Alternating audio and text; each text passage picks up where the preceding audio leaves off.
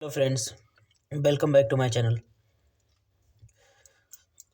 आज हम लोग बात करेंगे कॉन्स्टिट्यूशनल अमेंडमेंट 20 से आगे और 20 अमेंडमेंट्स की। ठीक है, तो नेक्स्ट हमारा कॉन्स्टिट्यूशनल अमेंडमेंट है 21st amendment act 1967 included Sindhi as the 15th language in 8th schedule.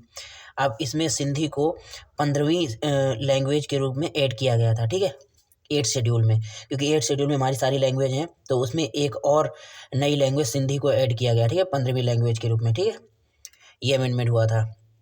22nd amendment 1969 में हुआ। Facilitated the creation of new autonomous state of Meghalaya with in the state of Assam. ठीक है, अब इसे आसाम, अब मेघालय को एक अलग स्टेट बनाया गया जो कि पहले आसाम में था। ठीक है, अब आसाम से हटाकर मेघालय को एक अलग स्टेट बनाया गया इस अमेंडमेंट के तहत, यानी कि 22 अमेंडमेंट 1969। और 23rd अमेंडमेंट एक्ट 1969 में एक और हुआ। उसमें क्या किया गया? उसमें किया गया ये, extended the reservation of seats for the SCs STs। अब इनकी रिजर्वेशन जो सीट्स थी उन लोकसभा में और स्टेट लेजिस्लेटिव असेंबली में, वो और 10 साल के लिए बढ़ा दी है। मतलब 10 साल के लिए मिला था इनको रिजर्वेशन, और फिर आगे और 10 साल के लिए बढ़ा दिया गया। कहाँ? लोकसभा में और लेजिस्लेटिव असेंबली में SC ST के लिए सीट्स और एंग्लो इंडियंस के लिए। ठीक है, ये अमेंडमेंट हुआ था। 24th अमेंडमेंट एक्ट 1971 का, 24th amendment 1970 affirm the power of parliament to amend. अब इसमें पार्लियामेंट को पावर मिली क्या? Amend any part of the constitution including fundamental rights. अब फंडामेंटल राइट्स को भी अमेंड कर सकती है पार्लियामेंट, ऐसी पावर मिली इस अमेंडमेंट के थ्रू, 24th अमेंडमेंट 1971। ठीक है, made it compulsory for the president to give his assent to the constitutional amendment bill. अब प्रेसिडेंट के लिए ये जरूरी हो गया। इस अमेंडमेंट के तहत ये कंपलसरी किया गया कि प्रेसिडेंट को इस अमेंडेड एक्ट पे अपनी स्वीकृति देनी आवश्यक ही है, मतलब देनी ही होगी। अब आया 25th amendment act 1971, curtailed the fundamental right to property. अब इसने फंडामेंटल राइट टू प्रॉपर्टी को हटा दिया। ठीक है, provided that any law made to give effect to the DPSP contains in Article 39B or C cannot be challenged on the ground of violation of the rights guaranteed by the Article 14, 19 and 31। ठीक है, अब 25th amendment act के तहत क्या हुआ कि जो एक स्टेट को ये गाइडेंस दिया गया, मतलब प्रिंसिपल दिया गया कि जो आर्टिकल 39B और C can not be challenge, ये चैलेंज नहीं किया जा सकता। क्योंकि जब ये आप आर्टिकल देखेंगे, जब मैंने पढ़ाया था, अभी तो DPSP नहीं पढ़ाया मैंने, जब आर्टिकल DPSP पढ़ाएंगे तब ये देखेंगे कि 39B और C में आपको लगेगा कि हाँ यार, इसमें तो हमारे इन आर्टिकल का 14 का 19 का और 31 का वायलेशन हो रहा है, जबकि ऐसा नहीं है, क्योंकि सुप्रीम कोर्ट ने ही खुद कहा था। ठीक है, कि 39 और BC का, जब 39BC का जो पार्ट है उसको कोर्ट में चैलेंज नहीं किया जा सकता। जब 39B आता है तो आर्टिकल 14 अपने आप चला जाता है, ऐसा सुप्रीम कोर्ट ने कहा था कि जब 39B आता है, जहाँ पे 39B की बात होती है वहाँ पे आर्टिकल 14 कोई मायने नहीं रखता, 19 और 30।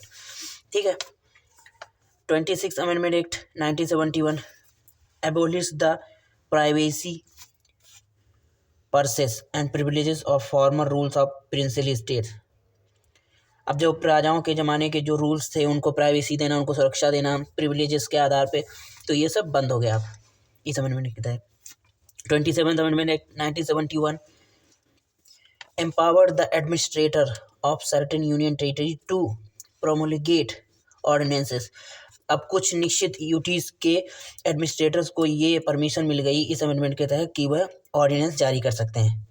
Made certain special provision for new UTs of Arunachal Pradesh and Mizoram. अब जो नई यूटीज बनी थी 1971 में, क्या अरुणाचल प्रदेश और मिजोरम, उनके लिए कुछ नए नियम बनाए गए। Authorise the parliament to create legislative assembly and the council of ministers for the new state of Manipur.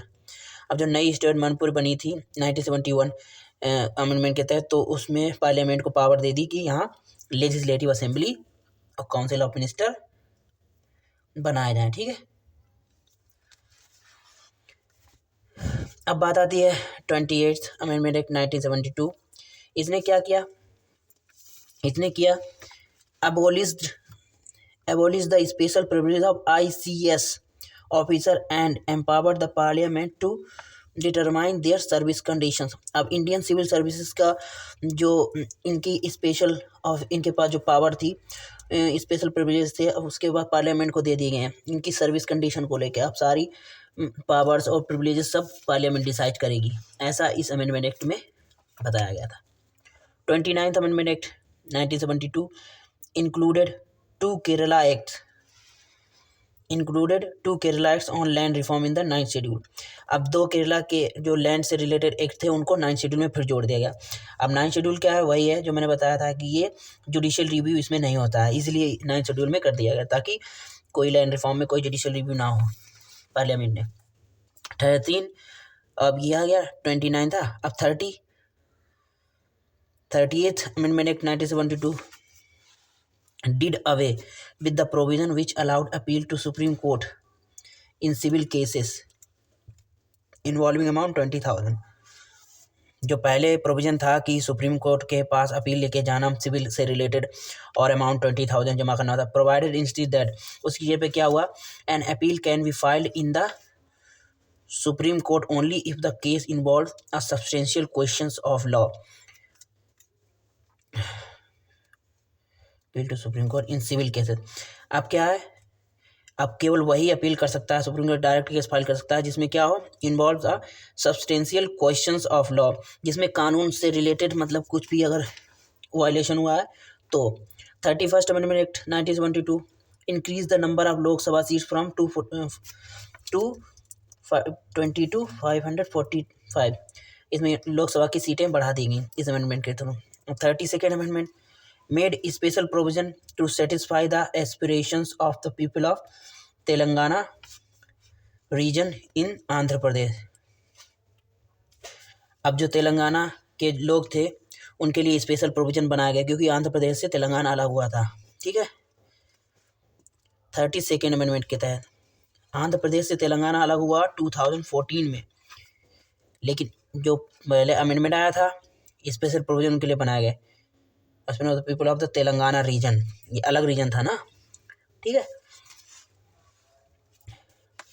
अब 33rd amendment act 1974 provided that, क्या प्रोवाइडेड करता है, the resignation of members of parliament, यानी कि एमपी का resignation and the state legislature and MLA का resignation may be accepted by the speaker और chairman only if he is satisfied that resignation is voluntary और genuine।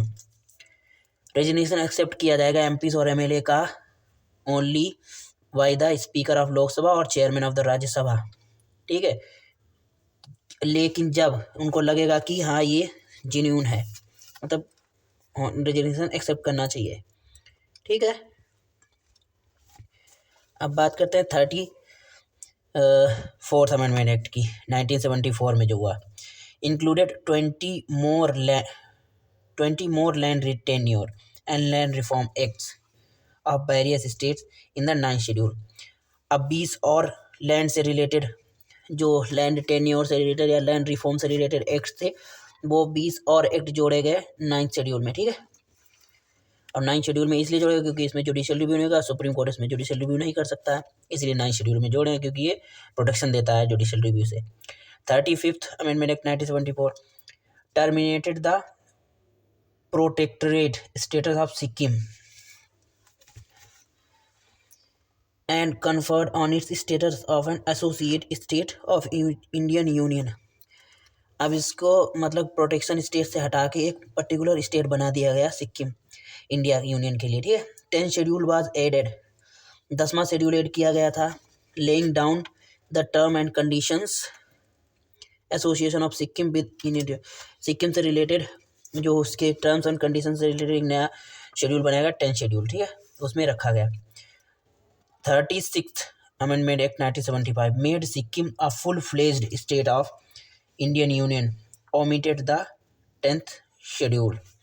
अब 10th schedule से हटाकर 10th schedule से हटा दिया और उसको 1975 में सिक्किम को एक फुल फ्लेज्ड स्टेट बना दिया गया इंडिया का, ठीक है, 1975 में 36th अमेंडमेंट एक्ट के तहत, याद रखना, ठीक है।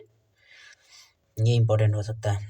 37th अमेंडमेंट एक्ट 1975 में एक और किया गया, क्या हुआ कि provided legislative assembly and council of minister for UTs of Arunachal Pradesh.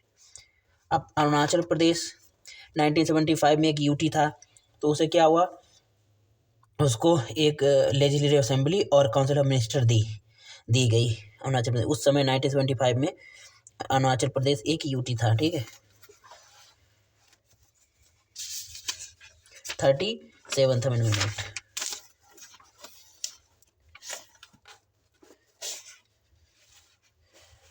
अब बात करते हैं 38th अमेंडमेंट एक्ट 1975 में हुआ, तो वो क्या था, made the declaration of emergency bye the president non justiciable. अब इसमें ये बताया गया 38th अमेंडमेंट एक्ट में कि जो प्रेसिडेंट के द्वारा जो इमरजेंसी लगाई जाएगी वो नॉन जस्टिसेबल होगी, उसमें कोई जस्टिस का सवाल नहीं उठेगा, ठीक है। जैसा प्रेसिडेंट डिक्लेयर करेगा वैसा रूल्स और लॉ वहाँ के हो जाएंगे। Made the promulgation of ordinances by the president, governor and administrator of UTs non justiciable.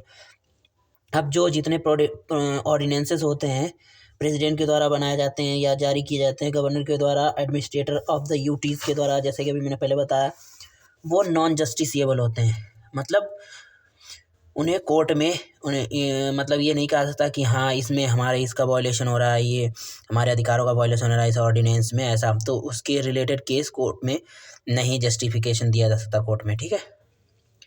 Empowered the president to declare different proclamations of national emergency on different grounds of simultaneously.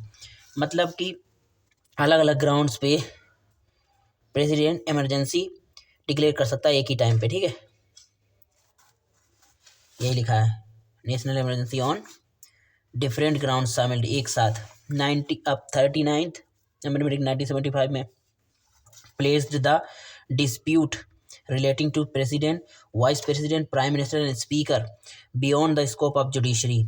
They are to be decided by such authority as may be determined by the parliament. अब 39th amendment act हमारा आया 1975, उसने क्या किया, जो election dispute relating to president, vice president, prime minister and speaker beyond the scope of the judiciary.